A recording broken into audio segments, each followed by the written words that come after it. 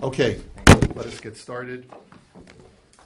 We're on the second line of Daf Pei Dalet Amud Aleph, Onein Minolan. The Gemara's question is, where do we know that an Onein, a Kohen who's an Onein, who does the avodah when he's in a Pei Dalet Amud Aleph? Yeah, how do we know that a Kohen who's in a state of aninus or avelus, who does the avodah, is in violation of the mitzvah lo saseh? Dichsiv. Because the Torah says, "Umin hamikdash lo yetze v'lo yichalel eis mikdash elokav." The Torah talks about a Kohen Gadol, and it says that when he's in a state of aninus, he's not allowed to leave. But ha'acher shelo yatsa chilel. But if another person who's not the Kohen Gadol doesn't leave, then he is in violation. Fourth line: Amar le Rav Adol Rava v'neilav chilul chilul mitruma malahalan b'misa afkan b'misa. There's a pasuk that says that if a Kohen either does the avodah in a state of tumah or eats truma in a state of tumah, he gets misa bidei shamayim. And there the Torah uses the verb lichalel. So why don't we make a gzeira shava and say that just like by over there you get misa bidei shamayim, so too over here where it says velo yichalel, that you get misa bidei shamayim here also if you're a regular Kohen who does the avodah in a state of aninus.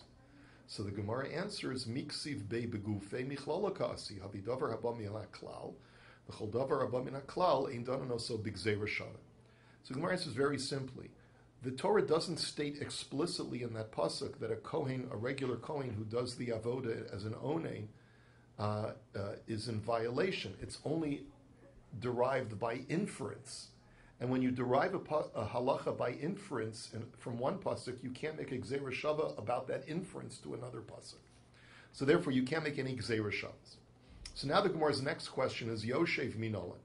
We had also said that if a Kohen does the avodah while seated, he also is in violation of the mitzvah lo saseh. Where do I know that from? Amar Rava, Amar Rav Nachman, Amar Kra, Ki vo bachar Hashem Elokecha mikol shavatecha la'amod l'shares. That God has chosen the Kohen from out of all your tribes to stand and to serve. La'amida b'charti v'lo liyeshiva. So I've only chosen him when he's going to be standing. But if he's not standing, it's tantamount to him being a non-Kohen. And that's why he's in violation. So Balmum, Rabbi Omer b'misa, v'chachamim Omer ba'azhara.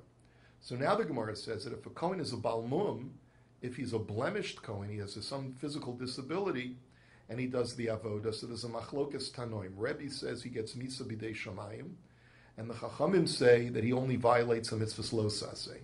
My time of the Rabbi. What's Rabbi's reasoning? Because it says in the pasuk al el haparoches lo yavo, that a balmum may not approach the paroches, the curtain inside the temple, and it says later on in the pasuk v'lo yechalel, he shall not profane. So v'yolev chilul chilul mitruma malahalan b'misa afkan b'misa. Just like by eating truma in a state of tumah you get misa bidei shamayim, so to here the same chilul you get misa bidei shamayim.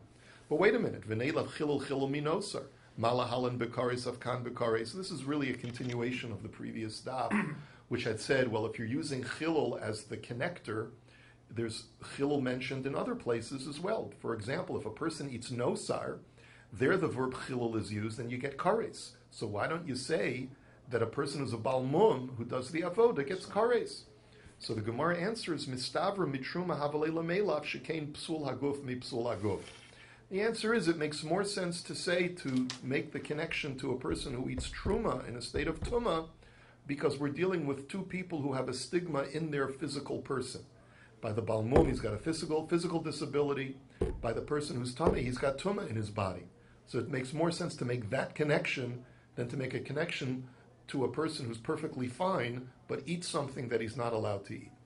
But the Gemara says, Adarabba, minosar havalei lamelav shekain kodesh panim pigul v'nosar. But 1 second, says the Gemara, maybe it makes more sense to make a connection to pigul and nosar, because all of those things that are internally sacrificial, meaning that they are involving avodah inside the temple, whereas by truma, if you eat it in a state of tumah, you get misa bidei shamayim, even if you're not inside the temple. So therefore, maybe it's more analogous to nosar. So the Gemara says, Ella mitame shishimesh gomar, psul haguf mi psul haguf, Kodesh pnim pigul v'nosar, mikodesh pnim pigul v'nosar. So the Gemara says you're right. It's not that we're deriving it from the chilul that's mentioned in the context of a person who eats truma in a state of tumah, but that very same pasuk refers to not only a person who eats truma when he's tameh, but also a person who does the avoda when he's tameh. And in that same pasuk, it addresses both of them, and it uses the word chilel. So there, when we're dealing with a person who's tameh, does the avoda, he's also entering into the inner sanctum of the temple, dealing with kachim, and therefore it's totally analogous to that. He's got a physical stigma, plus he's entering into the Beis HaMikdash. Good morning, good morning. In the middle of Pei Dalet Amud Aleph. V'Rabbanan, so that's how Rebbe knows that you get Misa B'dei Shamayim if you're a Baal Mum. Now, the Rabbanan who say that there's only a mitzvah lo saseh, Amar Kra Bo V'lo B'ma'al Mum. But the Torah, when it talks about a person who's in a state of tumah and does something pasul, it says explicitly in the pasuk, Umesu vo ki yechalaluhu. They shall die for it. For it means only for being tameh, but not for another kind of stigma like being a Baal Mum. Now, we have a similar machlokas between Rebbe and the Chachamim when a person uses sacrificial meat for personal use, which is what we call me'ilah. Now, when a person does an act of me'ilah b'shogeg, he has to bring a korban. But what's the penalty for a person who eats me'ilah b'mezid? So this is also a machlokas. Hezid b'me'ilah, Rebbe omer b'misa, the Chachamim omrim ba'azhara. That if a person deliberately uses kudshim for personal use, Rebbe says you get misa b'dei shamayim, and the Chachamim say, no, you only violate a mitzvah lo saseh. My time of the Rebbe, what's Rebbe's reasoning? Amar Rebbe Avahu, Gomar chet mitruma. Malahalan b'misa, afkan b'misa. So Rebbe Avahu says it's a gzeira shava. Also a gzeira shava, but here we're making a gzeira shava to eating truma in a state of tuma, but from the word chet that appears in both psukim. Just like when you eat truma b'tuma, you get misa b'dei shamayim. So too, when you consume kudshim for personal use, you do me'ilah, you also get misa b'dei shamayim. V'Rabbanan ami amar kra bo v'lo b'me'ilah. Same machlokas. The Chachamim say no. That pasuk says bo, which is a miyut. It's only when you're tummy do you get misa b'dei shamayim. But when you're not tummy, but you use kudshim for personal use, you don't get misa b'dei shamayim. Next, zor sheshimesh b'mikdash. We now look at the last line of the previous Mishnah. The Mishnah had told us that if you're a non-Kohen and you do the avoda in the Beis HaMikdash, so b'mezid, you do it deliberately, so there's a machlokas between Rabbi Akiva and the Chachamim. Rabbi Akiva says you get death penalty by chenek, by strangulation, and the Chachamim say you get misa b'dei shamayim, that God will punish you. So Tanya, Rabbi Yishmael, now we have a brayso which is going to depict it differently. Rabbi Shmuel Omer Nemer Kan v'Hazor HaKarev Yumas v'Nemer Lahalan Kol HaKarev HaKarev Mishkan Hashem Yamus Malahalan B'dei Shamayim Afkan B'dei Shamayim. The Torah says that a non-Kohen who does the avoda shall die, but it says Yumas, he shall be put to death. But it says by Korach that the Jewish people, after they saw all of the Maktirei Ketores, all the people who were offering the Ketores perish, and Korach gets swallowed into the ground, they were very concerned that all people who try to approach holiness will die because it's too hot to touch. And they said, therefore, anyone who tries to approach the Mishkan will die. Ha'im tamu ligvo, is there no end to our death? So they were very concerned. But you make a gzeira shava, says Rabbi Yishmael. Just like by the story of Korach, God was the one who exercised the death penalty. So too, over here, when a Zor does the avoda, Hashem will kill him. It's not up for the beit-din to do that. Rabbi Akiva Omer Nemar Kan v'Hazar HaKarev Yumas v'Nemar Lahalan v'Hanavi Hahu O Cholem Achalom Hahu Yumas Malahalan Biskila Afkan Biskila. Rabbi Akiva, however, says I have a different Gezeira Shava. By the Zor who does the avoda, it says Yumas, and by a Navi who's a Mesis and a Mediach, a Navi goes ahead, a person who's been proven as a Navi, he's prophesied in the name of Hashem, And then he tells the people that God told me that you should do this following Aveira. So the Torah says that you should put that Navi to death, even though he's a proven Navi. But if he tells you to do an Aveira, he's a Mediach, and therefore you have to put him to death. So Rabbi Akiva says that just like over there he gets death by stoning, so too over here, a Zor who does the Avodah gets death by stoning. Now, one thing should clue you in over here. In our Mishnah, what did Rabbi Akiva say? Death by Chenek. Here, in the Brisa, Rabbi Akiva is quoted as saying, death by Skila. Okay, we'll talk about that in a second. Now we have a third opinion, which is Rabbi Yochanan ben Nuri. And Omer, Malahalan b'chenek, Afkan b'chenek. And Rabbi Yochanan ben Nuri says what Rabbi Akiva says in our Mishnah, which is that just like by the Navi HaMediach, the death penalty is chenek, so too by the Zor who does the Avodah, the death penalty is chenek. So the Gemara's first question is, B'mai kamiflagi Rabbi Yishmael v'Rabbi Akiva. Let's first analyze the machlokus between Rabbi Yishmael, who says Misa b'dei shamayim, and Rabbi Akiva, who says death by skila. What's the machlokus? Rabbi Akiva sovar donin yumas miyumas, vein donin yumas miyamus. Rabbi Akiva says if you're going to make a gzeira shava, use the conjugation that is closest. Yumas and yumas, which is a connection between the Zor and the Navi HaMediach, and not the Zor to Korach, which it says not yumas, but yamus. Right there, yamus means he'll die by Hashem's hand. But yumas means he shall be put to death. So therefore it implies that it's something different and it's connected rather to the Navi. The Rabbi Shmuel suffered done in hedjot me hedjot, vein done in hedjot mi Navi. And Rabbi Shmuel says no. Ignore the slight difference in conjugation, but look at the conceptual connection. It makes more sense to connect the Zor to a commoner, such as the people who were offering the Ketores of Korach, versus comparing a Zor to a special status of Jew who's a Navi. And therefore, it makes more sense to make the Gzeir Shavah to Korach than it does to the Navi. So for Rabbi Akiva, Kevin Sheidiach in Lachahedja Gadol Mizeh. And Rabbi Akiva's attitude is just the opposite. Even though, granted, he had a special status, he was one of the Gedolim, right? He was a Navi. But once he tells people to do an Aveira, he's not a special guy anymore. He's a Ein L'Chahedja Gadol Mizeh. There's no greater commoner than that. And therefore, you can make the Gzeir Shavah. Now, b'mai kamiflagi Rabbi Akiva v'Rabbi Yochanan ben Nuri. Now, the next question is, what's the machlokus Rabbi Akiva and Rabbi Yochanan ben Nuri, where one says skila and one says chenek? So the answer is beplug to the Rabbi Shimon v'Rabbanan. It's a machlokus Rabbi Shimon and the Rabbanan. The Tanya Navi shehidiach b'skila, Rabbi Shimon omer b'chenek. The same machlokus. Now, the Gemara later on will explain to us the basis of the machlokus. That's not the subject here, but the Gemara is just pointing out to us that Rabbi Akiva and Rabbi Yochanan ben Nuri, who are earlier Tanoim, have the same machlokus as Rabbi Shimon and the Chachamim. But the Gemara's question now is, Ha'anan Tanan Rabbi Akiva Omer b'chenek. So then how do you reconcile that with our Mishnah, who says that according to Rabbi Akiva it's chenek? And in this brayso, Rabbi Akiva says skila. So the Gemara answers, Trei Tanoi v'aliba de Rabbi Akiva. Masnisan Rabbi Shimon v'aliba de Rabbi Akiva, brayso Rabbanan v'aliba de Rabbi Akiva.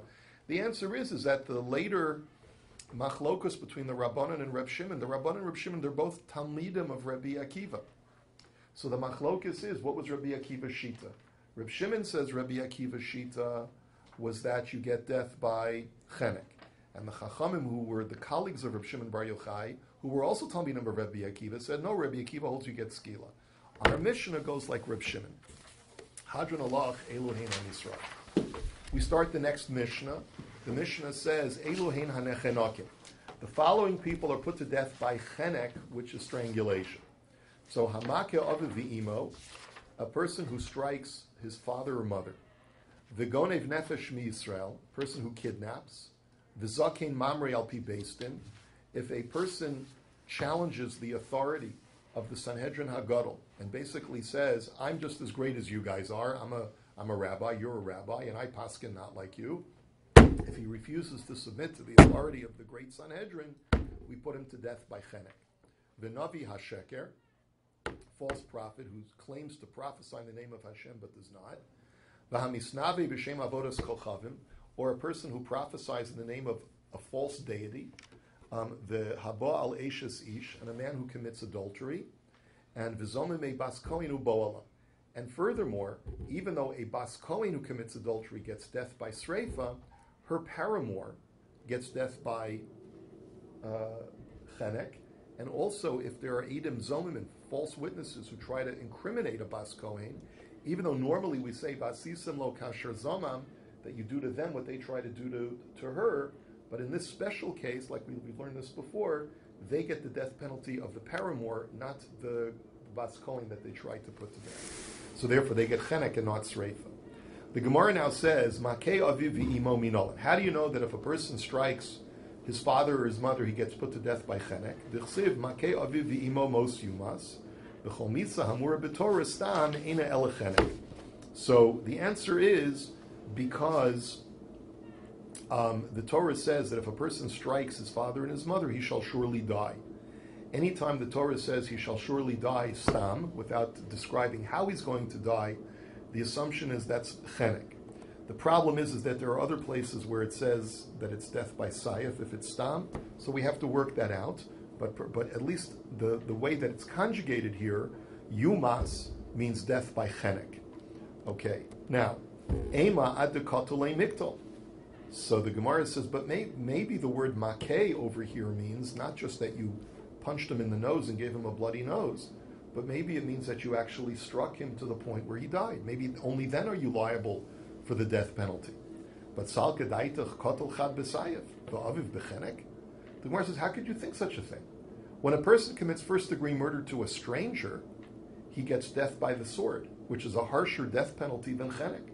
So why would you think that by killing your own father, we're going to go lighter on you and only give you chenek? That doesn't make any sense. So the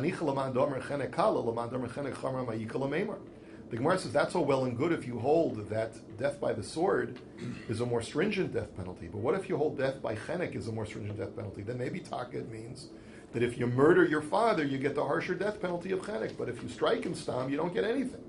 So rather you're right. It's midechsiv makei ish vames mos yumas uchesiv ov be'eva yiko biyado vayamos. The answer is that we have two psukim in the Torah that indicate that when the Torah uses the word makeh without any modifier, it doesn't mean that you killed him, because these two psukim show that it says explicitly after you strike him, you kill him, or after you strike him, he dies. So without the Torah stating that explicitly, the word makeh just means that you hit him without killing him. And that's how I know that when the Torah says makeh aviv v'imo mos yumas, that person strikes his father and mother, he dies, that refers to not killing them. So shma mino kol heichadika hakostam lav misu. And then the Gemara says vitzrich lemichtav makeh ish vitzrich lemichtav kol makeh nefesh. Now the Gemara does a side issue, which is, why does it have to say twice that if you strike a person and he dies, you get put to death? Why does it have to say that twice? The ikasav rachmana makeh ish bames havamina ish the bar mitzvah in katan lo kasav rachmana kol makeh nefesh. If the Torah would have only written the first pasuk, which says makeh ish vames mos yumas, if you strike a man, then I might have thought that only a man who's above bar mitzvah am I liable for the death penalty. But if I kill a minor, maybe I don't get the death penalty. So therefore the Torah writes the second pasuk to tell you that even a minor you get the death penalty for. V'ikos of rachmana kol makeh nefesh havamin afilu nefalim afilu ben shmona tzrich. And if the Torah would have only written the second pasuk, which is if you strike any soul you get put to death, then I might have thought that even if it's an infant, that's non-viable. Right? So there are two examples of a non-viable infant. Either he's born with a certain deformity, where the doctors say he cannot survive more than a few days with that deformity, or in the times of the Gemara, if the child was born after 8 months of gestation and not gestating into the ninth month, that was also considered to be a fatal condition, and the child was not considered viable. So if a person murders that kind of infant, he doesn't get the death penalty. How do I know that? From the first pasuk that says ish. So ish tells me at least it has to be a viable human being. If it's a non-viable human being, you don't get the death penalty. So now let's go back to striking a parent. It would seem that if you strike a parent, you get the death penalty. Why then do you have to draw blood? In other words, what the word chabura means either a bruise or an injury where blood is let out. So the difference between a bruise and a cut is they're both where there's blood is displaced, just that one is where the blood stays under the skin, and one of the blood leaves the skin. But the point is that in both cases there's a displacement of blood, where you shed blood. So so it would seem that regardless how you strike them, even if you just slap them across the face and there's been no drawing of blood, you should be chayiv misa. But alama tnan hamake avivimo enu chayiv ad sheyasa behen chabura. Why then does the Mishnah, which we'll learn later on, say that you only get the death penalty if you draw blood from a parent? So Amar Kra makei adamu makei behema. Ma makei behema ad avid b'chabura dichsiv b'nefesh. Af makei adam ad avid chabura. The answer is because the Torah, we've seen this pasuk before, it connects the law of striking an animal to striking a human being. Just like when you strike an animal, you only are liable if you draw blood, so too, for damages, so too when you strike a human being, you're only going to be liable, at least for the death penalty for a parent, when you draw blood. So immediately the Gemara objects to this. Maskef lo Rav Yirmiyah elamei ata hikrisha ba'avonim hachanami delo michayev. So what are you telling me? If I weigh an animal down with heavy rocks and I don't draw any blood, but I just weaken the animal so substantially that I cause it to groan and die, you're going to tell me that I don't have to pay damages for that because I didn't draw any blood? That doesn't make any sense. What? You can suffocate it. You can do a lot of things to cause an animal to die without drawing any blood, right? So Ella im eno inu lenefesh behema daha inami hikrisha babanim chayev tenei inu lenefesh adam. So the Gemara says you're right. When the Torah uses the term makei behema, makei nefesh behema, the word nefesh implies drawing blood. Rashi says. So what is the word nefesh doing there? The truth is you're liable for damages even if you don't draw blood by an animal. So the word nefesh must be in reference to a human being because like we have the principle, if you can't apply it to here, you apply it to there. You can't apply it to an animal because you're going to be liable even without drawing blood. So you're only liable for striking a human being when you draw blood. So ela hekesh alamali. So then why did you even need a hekesh, a connection between behem and adam? According to what you're saying now, it's im eno inyan lazet to inyan lazet, which means you don't need to connect the two together at all. So l'chidatanya, the Gemara answers l'chidatanya devei chizkiya, because if you remember several blot ago, Tana devei chizkiya had taught us that the reason why the Torah connects makei behema to makei adam is that just like when you strike a behema, it doesn't matter whether you do it b'shogig or b'mezid, you always have to pay tashlumin. So too, when you strike a human being and kill them, it doesn't make a difference whether you do it b'shogig or b'mezid, you never have to pay. And that was the reason for the hekesh. So the hekesh is for that, it's not for this, because we're learning it out even without a hekesh, that if you are only liable for striking a parent when you draw blood. But hanich laman de islay tana devei chizkiya, el laman de leslay tana devei chizkiya hekesh alamali. That's all well and good if you learn like the Tana devei chizkiya that you never have to pay damages when you end up killing a human being.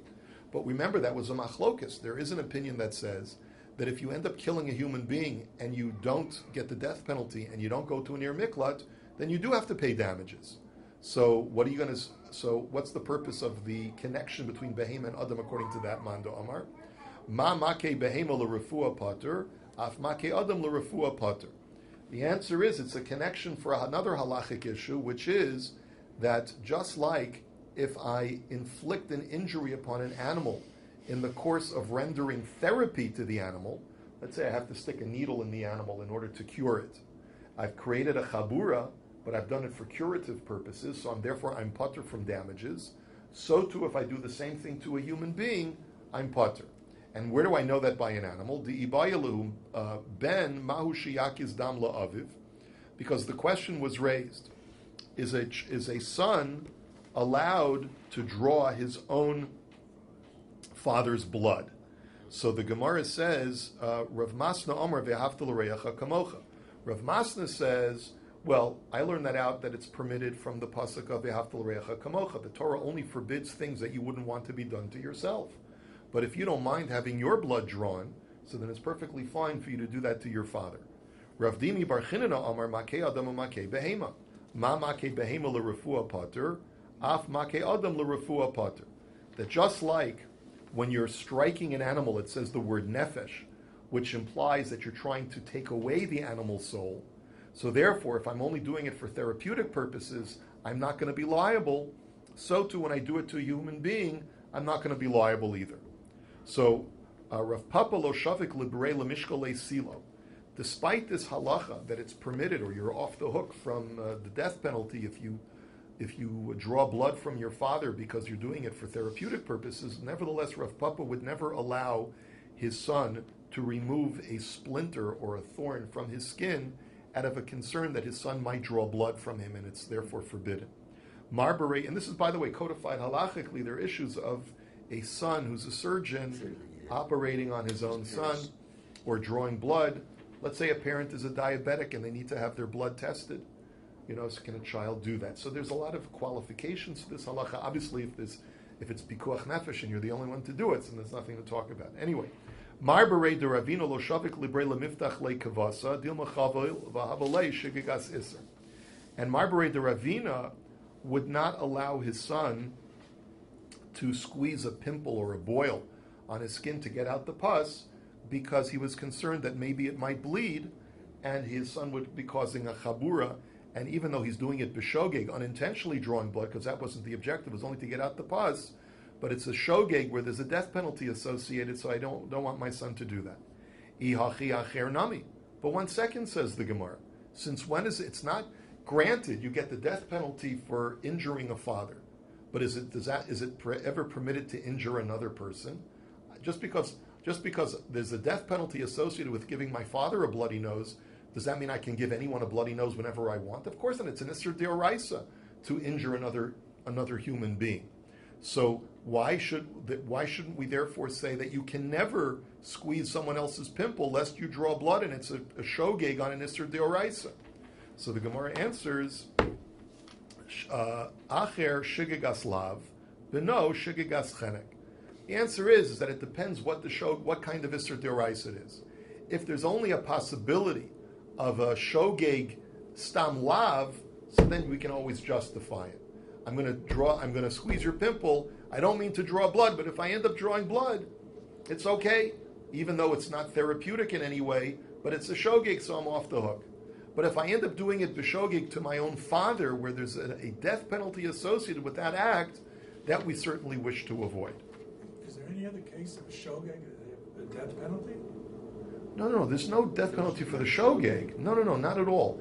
It's that it's a shigigas chenek. It's in other words, it's an act of shogeg that had it been done b'mezid, it would be chenek, and therefore don't do it because I don't want you to be even associated remotely to that act. So 1 second, let me ask you another question. You're telling me that you never want to do an act of shogeg, right, or a possible act which will have a shogeg associated with a death penalty. So 1 second. On Shabbos, the halacha is that a needle that's used for sewing is not muktzah. Why? Because you could always use the needle to remove a splinter, right? So therefore, the needle is not muktzah. So the question is, dilma lechosh dilma chavel vavi l'shigigas skila. Why should it ever be permitted to remove a splinter on Shabbos? What if you inadvertently draw blood? And drawing blood on Shabbos when it's done b'mezid gets skila. So if you're telling me don't do a shigigas chenek, also don't do a shigigas skila. So the Gemara answers hasam mekalkelhu. The answer is that it's only a malacha on Shabbos when it's done to draw blood productively. But if it's counterproductive to draw blood, that's called a mekalkel, and there's no isser skila. So therefore, it's not a shigigas skila; it's a shigigas mekalkel, and therefore there's nothing wrong with it at all. Hanich lamand amar mekalkel pater, lamand amar chayiv ma'ikal ameima. That's all well and good if you hold that the act of mekalkel, a destructive act of drawing blood, is not a malacha. But what if you hold that a destructive act of drawing blood is a malacha? Then why isn't this a shigigas shogeg? So man shamas leidamar mekalkel bechabura chayiv. Reb Shimon ha'amar kol malacha shenetzricha legufa pater aleha. The answer is that the person who holds that an act of mekalkel is a malacha is also Reb Shimon.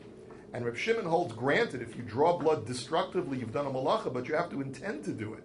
But if you don't intend to do it and it's only a byproduct of your action, that's called a davar she'eino miskave. And according to Reb Shimon, that's not a malacha either. So no matter what, if I draw blood as a byproduct of removing the splinter, it's a davar she'eino miskave. There's no malacha whatsoever involved, even b'shogeg. And therefore there's nothing wrong with it, and that's why a needle is not muktzah on Shabbos. I'll hold it here for today. Have a wonderful day.